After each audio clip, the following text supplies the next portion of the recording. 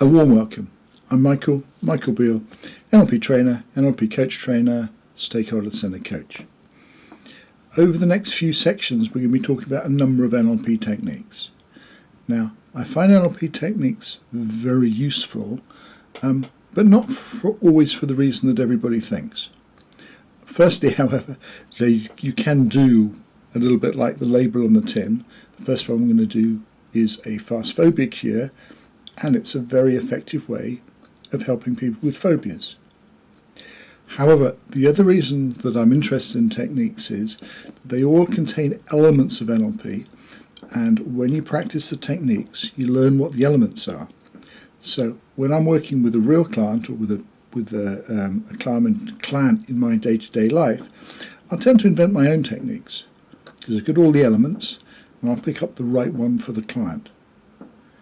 The other thing that I think is important, that in practicing NLP techniques and in having them practiced on you so you become the client, it's like going down the gym. It tunes up your thinking, your logical thinking, your emotional thinking, and your intuitive thinking. So you actually become stronger for doing it. We can look at the fast phobia cure, and it's for curing phobias. And firstly, I'm going to make the distinction between a phobia and an anxiety. A phobia is where there is a trigger of some sort and somebody goes into a very strong reaction. They might be frightened, they might react in different ways, but it's a sort of instant response. And anxiety tends to build slowly, and it tends to be a loop which grows and grows and actually becomes a little bit insidious. And they're different if you want to work with them. So what we're talking about now is a phobia cure. So I'm going to take you through the steps. This is how I do it, maybe slightly different to the way other people do it. And if you would like to play with it, please take part. And I'm going to treat you as I would a client. Obviously, if you were a real client, then I'd see how you react, and I would change what I did depending on how you react. So this is not quite as I do it in real life, but it will give you an example of how I run through a phobia cure.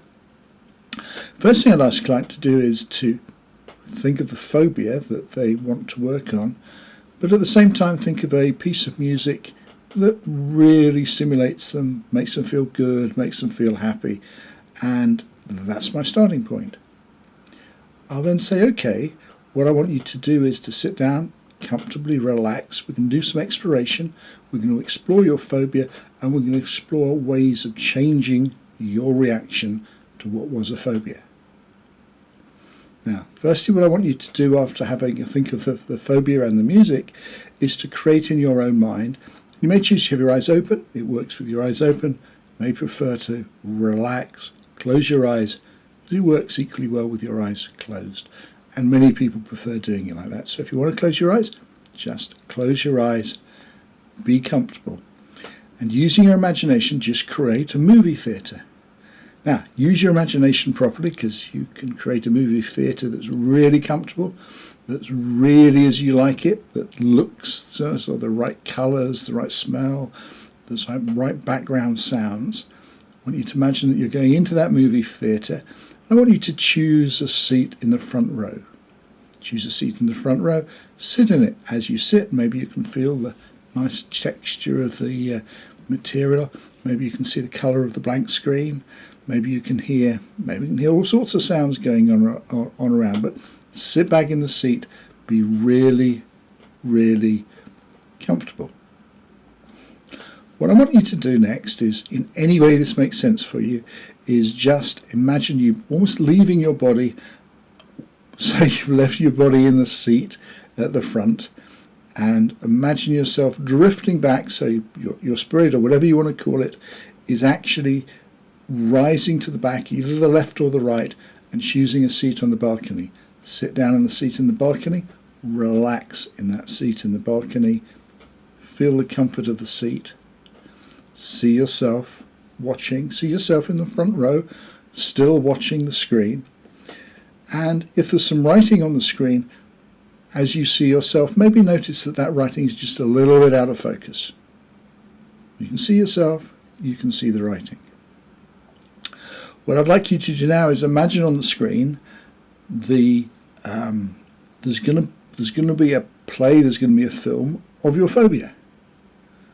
But just see a slide of that film in colour on the screen, and as you're watching yourself, and you can see the screen slightly faded, just watch a movie of what would have got a really strong reaction out of you. Sit comfortably back on the seat because you're watching yourself, watching your screen. Watch to the end of the movie, and then freeze it. So you've got a slide.